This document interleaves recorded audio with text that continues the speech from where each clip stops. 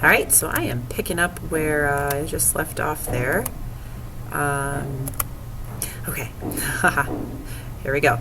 So, all right, so reasons Reconstruction ends. So obviously there's a lot of resentment growing in both the North and the South for Reconstruction, and I think we're going to see a couple of reasons why it's going to end. Whoever hadn't been pardoned by 1872 will be pardoned by something called the Amnesty Act. Amnesty essentially means a pardon.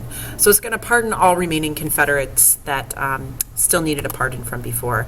The other thing is we're going to see the Freedmen's Bureau is going to end, and this is, I think, something Lincoln would have hated to see, but it was running out of money. It was very expensive to run. And you already know that Andrew Johnson had vetoed several efforts to expand it. So the Freedmen's Bureau just basically runs out of money. So that was something that was supposed to provide so much just hope to the destitute, not to mention help the former slaves kind of transition to full citizens.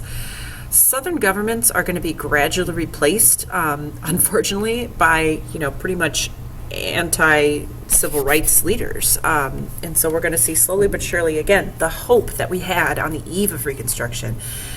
By now, as we're wrapping things up, it's just people are losing hope. And there's going to be a lot of people sitting in government now that, at all levels, local, state, and even national, that are against black rights. And the other thing that we see that's important is Northern indifference. As we get towards the end of Reconstruction, indifference means you're really just apathetic. You lose, interest in the cause. And I think that's something that as time goes on, we tend to see that with unpopular wars, unpopular actions, and Reconstruction is definitely no exception to that. Government scandals. There's going to be a couple of government scandals, especially with Grant, that are really going to kind of shock everyone and sort of really make them question their faith in the federal government.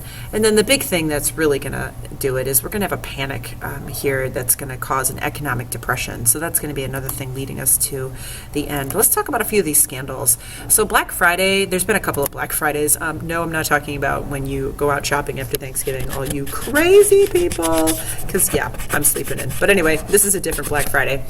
This is when men close to Ulysses Grant bought up available gold and then turned around and went to Grant and said, hey, do us a favor and increase the government's purchase of gold so it's going to help us. So Grant was definitely tied to quite a few of these scandals. The whiskey ring scandal, you can see whiskey distillers paid off the government officials to underreport how much whiskey they had distilled and then have a tax on that whiskey. So essentially make it look like whiskey is scarce, tax the heck out of it, and pocket that extra money. So just another scandal that we see. Credit mobilier scandal has to do with railroad. This is a little bit more in the next unit, but we're going to see that railroads are our first big business here in the United States.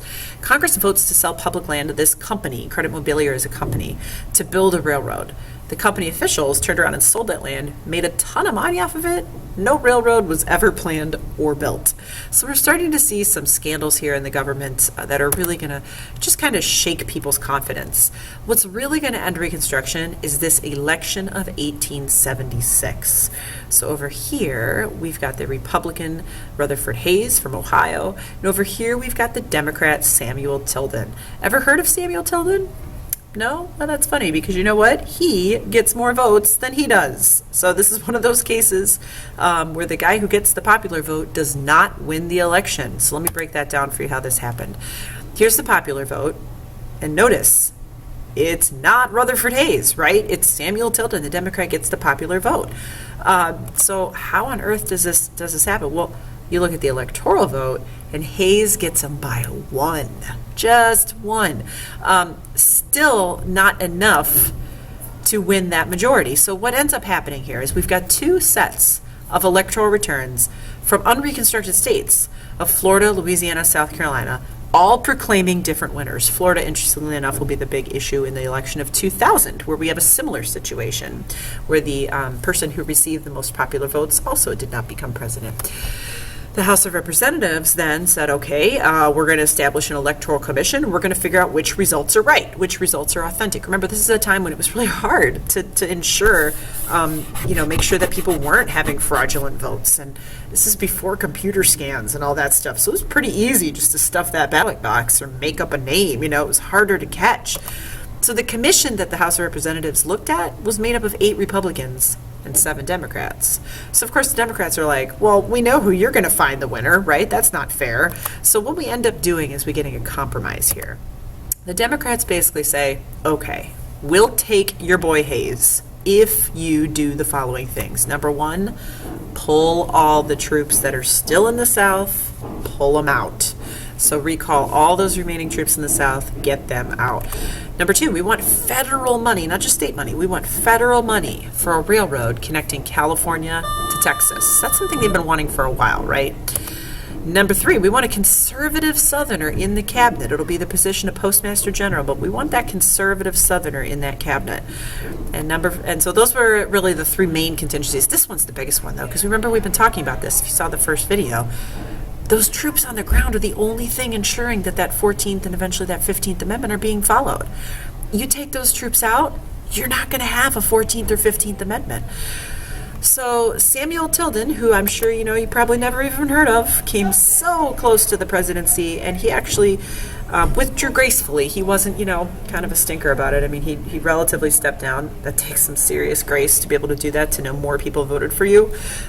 We've seen that happen before, and I'm sure it'll happen again. And Hayes becomes the president. So really, as soon as that happens, combined with the fact that we had the Amnesty Act already allowing anyone who hadn't been pardoned to just get kind of a blanket pardon, we're going to see that these Reconstruction governments that have been made up of a lot of people who wanted to ensure rights are going to be replaced with essentially with white supremacists. And again, without those federal troops on the ground, goodbye 14th Amendment, goodbye 15th Amendment. You can't get around the 13th. I mean, either you have slavery or you don't.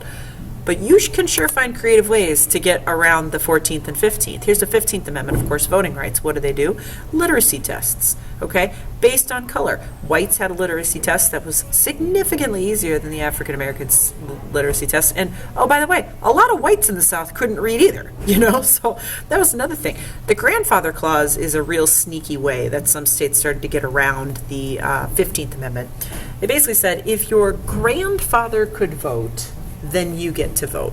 Well, for African Americans in the 1870s, none of them in the southern states had grandfathers that could vote, right? So it was basically canceling out every vote for every African American. Poll taxes were another way that they would try to make it just difficult. You'd have to pay a tax, and it was, of course, a really hard tax to pay, especially for poorer people, especially for our sharecroppers and our tenant farmers. And the tax would be, of course, much less if you were white.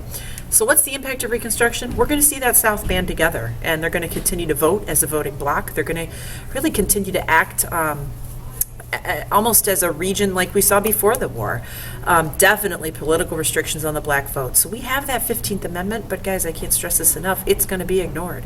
It's essentially going to be a joke. Really, unfortunately, until we get a Civil Rights Act with some teeth to it, that's actually going to, same thing with this legal segregation. The 14th Amendment is supposed to prohibit that. But that is going to be ignored until the 1960s. The good that we do have is we do have a few civil rights amendments that are passed. We have the 13th, 14th, and 15th. We get them on paper. I mean, we don't want to discount the significance of that. However, and I can't stress this enough, they are not followed. 13 is followed. 14 and 15 are not followed. So talk about just so much hope here as we start Reconstruction. And then as we get to 1877 with that compromise, all the troops are pulled out. I think African Americans in the South especially are just devastated. And many of the Republicans in the North really feel a lot of them felt indifferent, but some of the more kind of extreme radical Republicans are just disappointed at the way that this ends. But the other thing is we're just not going to see a president really willing to put essentially their presidency on the line and do anything to stop this, not for a long time. So we're going to see presidents, because that South is a voting bloc, they don't want to lose that. Of course, our system runs on an electoral college, and they can't lose the South. So African Americans are going to continue to push and struggle, and many whites will join them in that. But it's unfortunately going to be almost another 100 years before African Americans get full political and legal equality. So I hope that helps you understand Reconstruction. Thanks for listening. See you tomorrow.